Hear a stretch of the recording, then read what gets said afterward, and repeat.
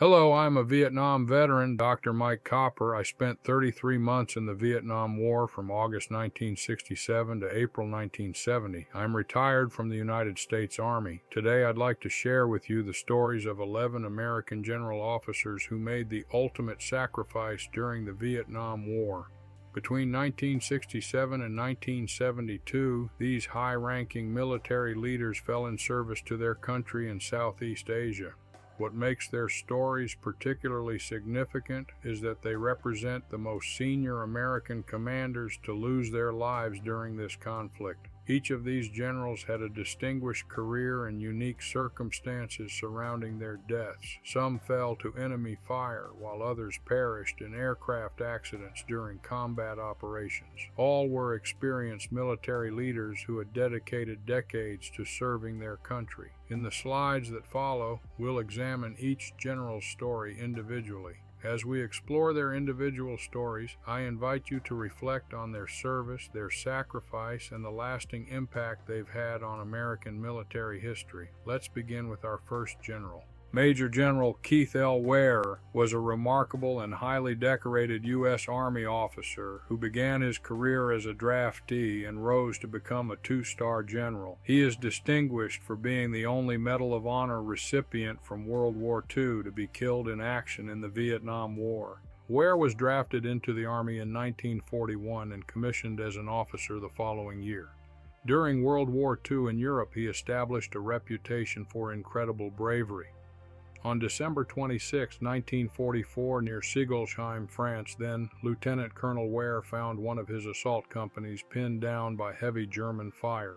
He single-handedly went forward of his lines to reconnoiter the enemy positions for 2 hours, deliberately drawing their fire to reveal their locations. He then armed himself with an automatic rifle, gathered a small group of men and a tank, and personally led an assault that destroyed 4 enemy machine gun positions, securing the objective despite being wounded in the attack.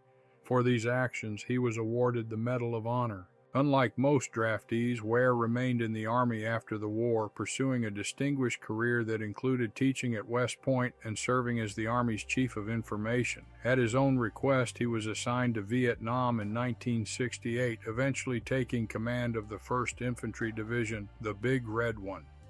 On September 13, 1968, during a major battle near Loc Ninh, General Ware was directing his troops from a helicopter.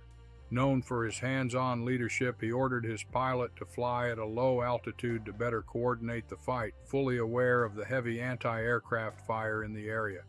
His helicopter was hit by enemy fire and crashed, killing all 8 people aboard. For his final act of heroism, he was posthumously awarded the Distinguished Service Cross. In November 1969, Dillard was assigned to South Vietnam to take command of all military engineering operations, receiving his promotion to Major General during this assignment.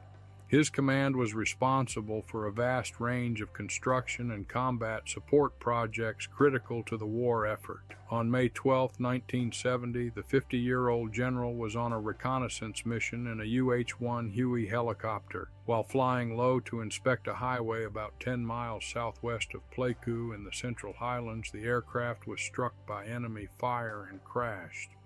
Major General Dillard was killed along with 9 other Americans, including Colonel Carroll E. Adams, Jr., the commander of the 937th Engineer Group. There was only one survivor. Major General Dillard is buried at Arlington National Cemetery. In his honor, the Army has named several assets after him, including Dillard Hall at Fort Leonard Wood, Missouri, and a command and control Marine vessel.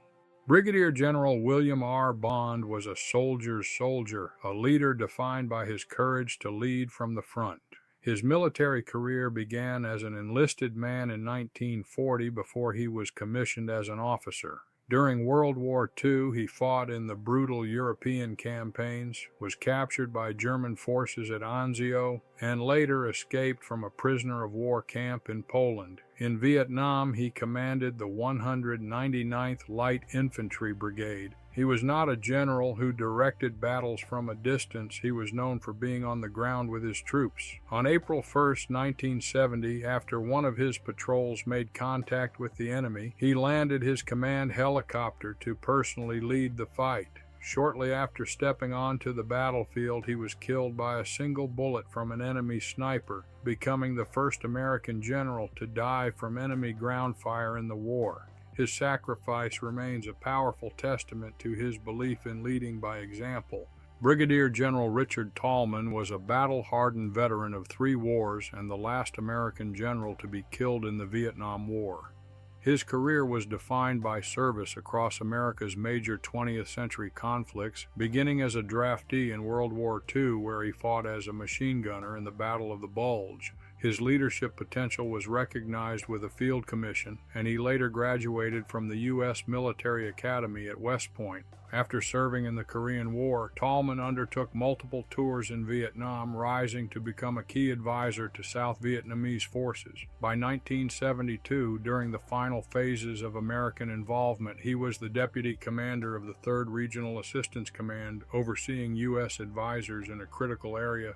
On July 9, 1972, just days after being promoted to general, he flew into the recently besieged city of An Loc to observe a South Vietnamese counter-offensive. Shortly after his helicopter landed, his position was struck by an enemy artillery barrage. He was mortally wounded and died later that day. His death was a tragic bookend to the loss of American general officers in the conflict, marking the end of a long and distinguished career that began in the snows of Europe and ended in the jungles of Southeast Asia. Major General George W. Casey, Sr. was a highly respected and charismatic commander whose promising career was cut short when he was killed in Vietnam. A West Point graduate and veteran of the Korean War, he was widely regarded as a future top leader in the U.S. Army. In 1970, he was in command of the legendary 1st Cavalry Division, Airmobile, one of the most active and vital American units in the war. He was known as a commander who cared deeply for the welfare of his troops. On July 7, 1970, while en route to visit wounded soldiers under his command, the Huey helicopter he was in crashed into a mountainside due to poor weather. Major General Casey was killed along with 6 others. His death in a non-combat incident was a significant blow to the Army's leadership. His legacy of service was carried on by his son George W. Casey, Jr., who would also become a 4-star general and serve as the 36th Chief of Staff of the Army, leading the service during the height of the wars in Iraq and Afghanistan. Major General Bruno A. Hochmuth was a highly decorated U.S. Marine Corps officer and the first Marine general to be killed in the Vietnam War. A combat veteran of World War II, he was awarded the Navy Cross for extraordinary heroism during the Battle of Saipan, establishing a reputation for courage that would follow him throughout his career. By 1967, he was the commanding general of the 3rd Marine Division, a unit heavily engaged in the fierce fighting near the Demilitarized Zone, DMZ, in South Vietnam's northernmost provinces. He was known as a hands-on commander who frequently visited his Marines in the field. On November 14, 1967, while flying to inspect a subordinate unit's position, his command helicopter exploded in midair and crashed, killing him and 5 others instantly. His death, attributed to enemy action, was a profound loss for the Marine Corps, taking one of its most respected and battle-tested leaders from the front lines. Major General Robert F. Worley was a decorated U.S. Air Force fighter pilot and a combat veteran of 2 wars whose distinguished career was cut short over the skies of Vietnam.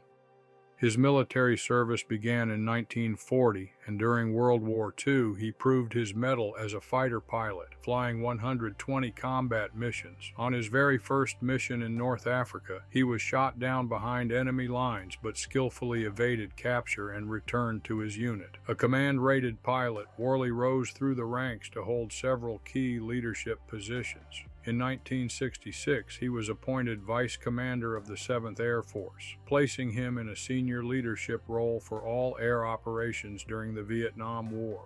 On July 23, 1968, Major General Worley was personally flying an RF-4C Phantom on a photo reconnaissance mission northwest of Da Nang. In order to capture clear images, the jet had to fly at a low altitude, making it vulnerable to attack. The aircraft was struck by enemy ground fire and crashed. While his backseater ejected and was rescued, Worley was killed, becoming one of the highest-ranking Air Force officers to die in the conflict.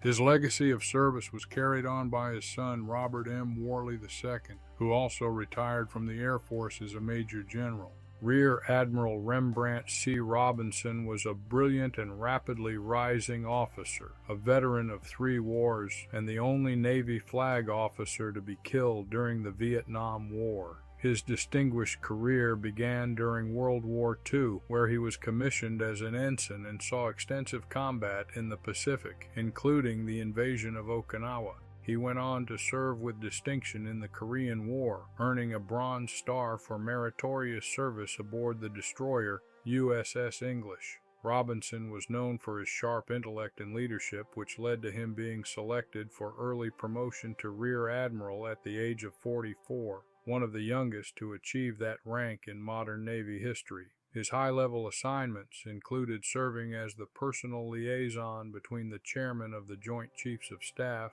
and the President's Assistant for National Security Affairs, Henry Kissinger. In this role, he helped update the operational plans for the mining of Haiphong Harbor. In 1971, he took command of cruiser-destroyer Flotilla 11 in the 7th Fleet. On May 8, 1972, with the order given to execute the mining operation known as Operation Pocket Money, Admiral Robinson flew from his flagship to another carrier to coordinate the naval and air attacks. Later that night, as his helicopter attempted to land back on his flagship in the Gulf of Tonkin, it suffered an engine failure and crashed into the sea. Admiral Robinson was killed in the crash, a significant loss of one of the Navy's most promising leaders. This concludes my presentation on the general officers who died in or around South Vietnam.